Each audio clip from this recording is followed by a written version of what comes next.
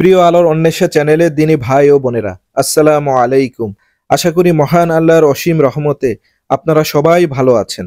মহান আল্লাহ তাআলা কিছু মাস, দিন ও রাত্রিকে অপর মাস, দিন ও রাত্রি থেকে শ্রেষ্ঠত্ব দান করেছেন, যাতে তা মুসলিমের আমল বৃদ্ধিতে সহায়ক হয় এবং মৃত্যু আসার পূর্বে যথাসময়ে তার প্রস্তুতি এবং পুনরুত্থানের জন্য যথেষ্ট পাথেয় সংগ্রহ করে নেওয়া যায়। শরীয়তের নির্দিষ্ট ইবাদতের মৌসুম এই জন্যই করা হয়েছে যাতে ওই সময়ে ইবাদতে অধিক মনোযোগী হওয়া যায় এবং তওবা করার সুযোগ লাভ হয়। এ ধরনের প্রত্যেক গুরুত্বপূর্ণ মৌসুমেরই নির্দিষ্ট এক একটা ওজিফা ও করণীয় আছে, যার দ্বারা আমরা আল্লাহর সান্নিধ্য লাভ করতে পারি। সৌভাগ্যশালী সেই ব্যক্তি হবে যে ওই নির্দিষ্ট মাস বা কয়েক ঘন্টার মৌসুমে নির্দিষ্ট ওজিফা ও ইবাদতের মাধ্যমে মহান আল্লাহ তাআলার সান্নিধ্য লাভ করে পরকালে জাহান্নাম হতে নিষ্কৃতি পাবে। আল্লাহ তাআলা বলেন, আর তোমার মৃত্যু উপস্থিত না হওয়া পর্যন্ত তুমি তোমার রবের ইবাদত করো। সূরা আল হিজর আয়াত ৯৯।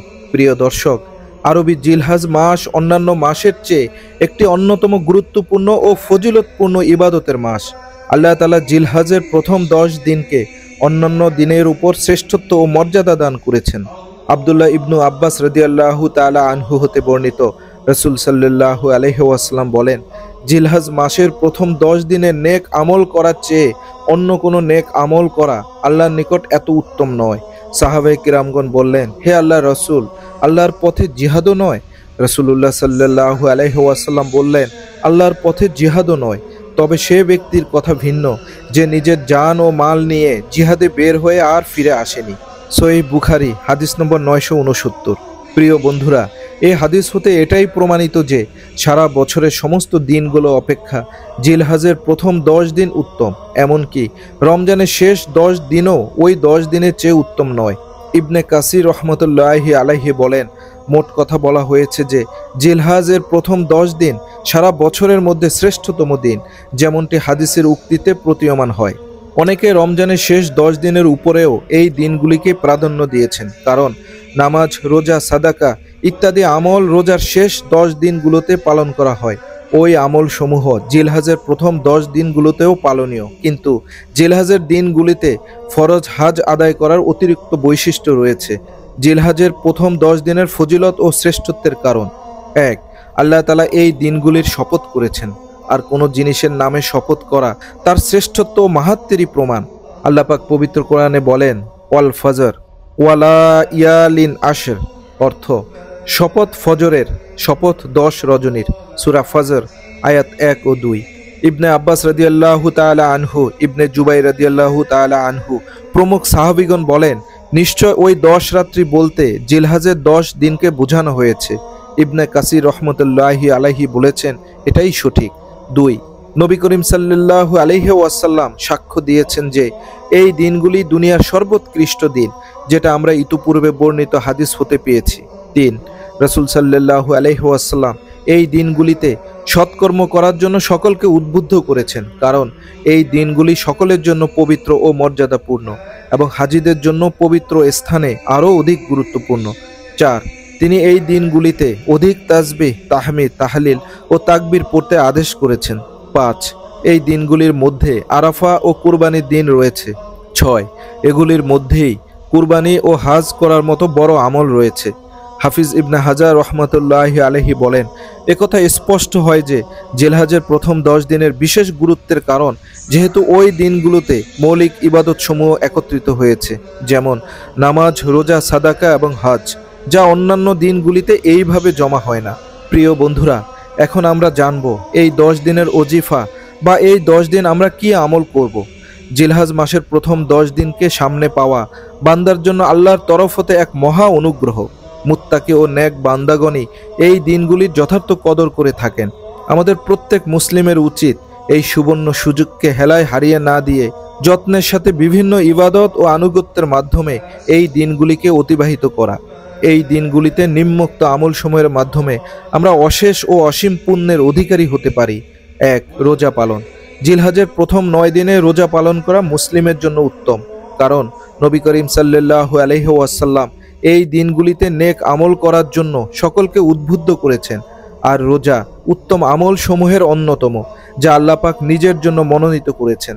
যেমন হাদিসে কুদসিতে বলা হয়েছে, আল্লাহ বলেন, আদম সন্তানের প্রত্যেক কাজ তার নিজের জন্য, কিন্তু রোজা আমারই জন্য এবং আমি নিজে তার প্রতিদান দেব।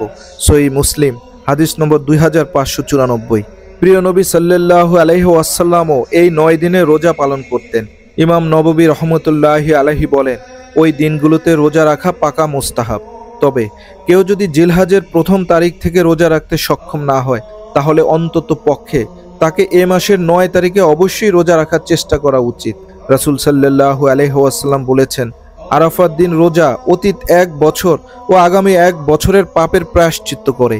সহিহ মুসলিম হাদিস নম্বর 1662। সুবহানাল্লাহ। 2. তাকবীর পাঠ। এই দিনগুলিতে তাকবীর, তাহমিদ, তাহলিল ও তাসবিহ পাঠ করা সুন্নাত এবং তা উচ্চ স্বরে মসজিদে, ঘরে, পথে, বাজারে এবং যেই সকল স্থানে যেখানে আল্লাহর জিকির বৈধ সেখানে পাঠ করা মুস্তাহাব। এই তাকবীর পুরুষরা উচ্চ স্বরে বলবে এবং মহিলারা চুপে চুপে উচ্চারণ করবে। এর মাধ্যমে মহান আল্লাহর ইবাদত প্রচারিত হবে এবং একই সাথে তার অনুপম তাজিম ঘোষিত হবে। এই বিষয়ে আল্লাহ তাআলা বলেন, যাতে ওরা কল্যাণ লাভ করে এবং নির্দিষ্ট জানা দিনগুলিতে আল্লাহর নাম স্মরণ করে, পশু হতে তিনি তাদেরকে যে জীবনোপকরণ দান করেছেন তার উপর। সূরা হজ আয়াত 28। অধিকাংশ ব্যাখ্যাদাতার মতে এখানে নির্দিষ্ট জানা দিন অর্থ জিলহাজের প্রথম 10 দিন। ইবনে আব্বাস রাদিয়াল্লাহু তাআলা আনহু বলেন, নির্দিষ্ট জানা দিন হলো জিলহাজের 10 দিন এবং নির্দিষ্ট সংখ্যক দিন হলো তাশরিকের কয়েকটি দিন। সুতরাং পূর্বোক্ত আয়াতে উল্লেখিত আল্লাহর জিকির করার অর্থ হলো আল্লাহ পাক যে গবাদি পশু মানুষের রুজি রূপে দান করেছেন তার উপর তার প্রশংসা ও কৃতজ্ঞতা আদায় করা, এবং এতে তাকবীর ও কুরবানি জবাহ করার সময় আল্লাহর নাম নেওয়া শামিল হবে। বন্ধুরা, এই দিনগুলিতে আমাদের যে তাকবীর পাঠ করতে হবে তা হচ্ছে আল্লাহু আকবার, আল্লাহু আকবার, লা ইলাহা ইল্লাল্লাহু, আল্লাহু আকবার, আল্লাহু আকবার, ওয়ালিল্লাহিল হামদ। ইবনে উমার রাদিয়াল্লাহু তাআলা আনহু এবং আবু হুরায়রা রাদিয়াল্লাহু তাআলা আনহু এই 10 দিন বাজারে বের হতেন এবং উচ্চ স্বরে তাকবীর পড়তেন, আর লোকেরাও তাদের তাকবীরের সাথে তাকবীর পাঠ করত। সহিহ বুখারী। অর্থাৎ তাদের তাকবীর পড়া শুনে লোকেরা তাকবীর পড়তে হয় একথা স্মরণ করত এবং প্রত্যেকেই পৃথক পৃথক তাকবীর পাঠ করত। তারা একত্রিতভাবে একই সুরে তথা সমস্বরে তাকবীর পড়তেন না। বন্ধুরা, বর্তমানে এটা অত্যন্ত দুঃখের বিষয় এই যে জিলহজের প্রথম 10 দিনে অল্প কিছু মানুষ ব্যতীত আর কারো নিকট হতে তাকবীর শোনাই যায় না। এখানে উল্লেখ্য যে বিলীন বা বিলীয়মান কোনো সুন্নাহকে পুনঃপ্রতিষ্ঠিত করলে আল্লাহর নিকট উহার মহাপ্রতিদান ও অধিক সওয়াব রয়েছে। প্রিয় নবী সাল্লাল্লাহু আলাইহি ওয়াসাল্লাম বলেন, যে ব্যক্তি আমার সুন্নতের মধ্যে কোনো সুন্নত জীবিত করে যা আমার পরবর্তীকালে মৃত হয়ে পড়েছিল, তার জন্য সেই ব্যক্তির সমপরিমাণ সওয়াব হবে যে তার উপর আমল করে, এবং তাদের কারো সওয়াব কিছুও কম করা হবে না। সহিহ তিরমিজি। তাই বন্ধুরা, আমাদের উচিত উচ্চ স্বরে তাকবীর পড়া, যাতে সুন্নাত জীবিত হয় এবং উদাসীনদের মনে সতর্কতা আসে। এই দিনগুলিতে সাধারণ তাকবীর ও তাসবিহ যে কোনো সময়ে, দিনে বা রাতে অনির্দিষ্টভাবে ঈদের নামাজ পর্যন্ত পাঠ করতে হয়। আর নির্দিষ্ট তাকবীর যা ফরজ নামাজের জামাতের পর একাকী পাঠ করা হয়, আর তা হাজিদের জন্য আরাফার দিনের তথা নবম জিলহাজের ফজর থেকে, এবং মক্কা শরীফে হাজিদের জন্য কুরবানির দিনের জোহর থেকে শুরু হয় এবং তাশরিকের শেষ দিনের তথা 13ই জিলহাজের আসর পর্যন্ত চলতে থাকে। 3. হাজ ও উমরা আদায় করা। এই 10 দিনের মধ্যে হাজ আদায় করা সর্বোত্তম আমল সময়ের অন্যতম। রাসূলুল্লাহ সাল্লাল্লাহু আলাইহি ওয়াসাল্লাম বলেছেন, মঞ্জুরকৃত হাজের প্রতিদান জান্নাত ব্যতীত আর কিছু নয়। সুবহানাল্লাহ। কাজেই মহান আল্লাহ পাক যাকে তার গৃহের হাজ করার তৌফিক দান করেছেন এবং যে যথার্থরূপে হাজ পালন করতে প্রয়াসী হয়, সে ইনশাআল্লাহ জান্নাত লাভে সমর্থ হবেন। 4. কুরবানি করা। এই 10 দিনে করণীয় আল্লাহর নৈকট্য দানকারী আমলের মধ্যে কুরবানি করা অন্যতম। নবী করিম সাল্লাল্লাহু আলাইহি ওয়াসাল্লাম বলেছেন, কুরবানিকৃত পশুর প্রত্যেকটি পশমের বিনিময়ে একটি করে সওয়াব হবে। হযরত আয়েশা রাদিয়াল্লাহু তাআলা আনহা হতে বর্ণিত, রাসূলুল্লাহ সাল্লাল্লাহু আলাইহি ওয়াসাল্লাম বলেছেন, কুরবানির দিন পশু কুরবানি চাইতে আল্লাহর নিকট অধিক প্রিয় আর কোনো আমল নেই। কিয়ামতের দিন জবাহ করা পশুকে তার শিং ও খুর সহ হাজির করা হবে। কুরবানির জন্তুর রক্ত জমিনে পড়ার আগেই তা আল্লাহর কাছে কবুল হয়ে যায়। সুতরাং তোমরা খোলা মনে এবং সন্তুষ্ট চিত্তে কুরবানি করো। মেশকাত শরীফ। আব্দুল্লাহ ইবনে হাসান রাদিয়াল্লাহু তাআলা আনহু বর্ণনা করেন, রাসূল সাল্লাল্লাহু আলাইহি ওয়াসাল্লাম ইরশাদ করেছেন, যে ব্যক্তি খুশি মনে সওয়াবের আশায় কোরবানি করবে, ওই কোরবানির জবেকৃত পশু কোরবানি দাতার জন্য জাহান্নামের প্রতিবন্ধক হবে। সুবহানাল্লাহ। 5, অন্যান্য নেক ও সৎকার্যে অধিক মনোযোগ দেওয়া। এই দিনগুলিতে নেক আমল আল্লাহর নিকট অধিকতর প্রিয় ও মর্যাদাপূর্ণ। তাই সকল মুসলিমের উচিত, যদি হাজ করা তার সামর্থ্য ও সাধ্যে না থাকে, তবে এই মূল্যবান সময়গুলোতে যেন সৎকার্য, আল্লাহর ইবাদত ও আনুগত্য, নফল নামাজ, তিলাওয়াত, জিকির, দোয়া, দান, পিতামাতার অধিক খেদমত করা, আত্মীয়তার সম্পর্ক রক্ষা করা, সৎকার্যের আদেশ ও অসৎকার্যে বাধা দান ইত্যাদি দ্বারা আবাদ করে। অন্তত পক্ষে ওই দিনগুলিতে আল্লাহ রসুল সাল্লাল্লাহু আলাইহি ওয়াসাল্লামের এই কথা স্মরণ করা উচিত, যে ব্যক্তি ফজরের নামাজ জামাতে আদায় করে অতঃপর সূর্যোদয় পর্যন্ত আল্লাহর জিকিরে, তাসবিহ, তাহলিল, তেলাওয়াত, ইলম বা দ্বীনি আলোচনায় বসে এবং তারপর 2 রাকাত নামাজ আদায় করে, তবে 1 হাজ ও উমরা সমপরিমাণ তার সওয়াব লাভ হবে। সুবহানাল্লাহ। 6, বিশুদ্ধ তওবা করা। এই 10 দিনে মুসলিমদের জরুরি কর্তব্যের মধ্যে অন্যতম হচ্ছে আল্লাহর নিকট খাঁটি অন্তরে তওবা করা, তার নিকট প্রত্যাবর্তন করা, কৃত পাপের জন্য ক্ষমা প্রার্থনা করা এবং পাপ ও অবাধ্যতা থেকে সম্পূর্ণরূপে নিবৃত্ত হওয়া। আল্লাহ পাক বলেন, যে ব্যক্তি তওবা করে ও সৎ কাজ করে সে তো অচিরে সফলকাম হবে। সূরা কাসাস আয়াত 67। বন্ধুরা, আমরা যখন কোনো পাপে লিপ্ত হই অথবা হঠাৎ কোনো পাপ করে বসি, তখন খুব শীঘ্র খাঁটি অন্তরে তওবার মাধ্যমে আল্লাহর নিকট ক্ষমা প্রার্থনা করা উচিত। কারণ প্রথমত আমরা জানি না কোন ঘড়িতে তথা কোন সময় আমাদেরকে মৃত্যুবরণ করতে হবে। দ্বিতীয়ত, এক পাপ অপর পাপকে আকর্ষণ করে, তাই অতি সত্বর তওবা না করলে হয়তোবা পাপের বোঝা নিয়েই মরতে হবে, অথবা পাপের বোঝা আরো ভারী হতে থাকবে। নাউজুবিল্লাহ।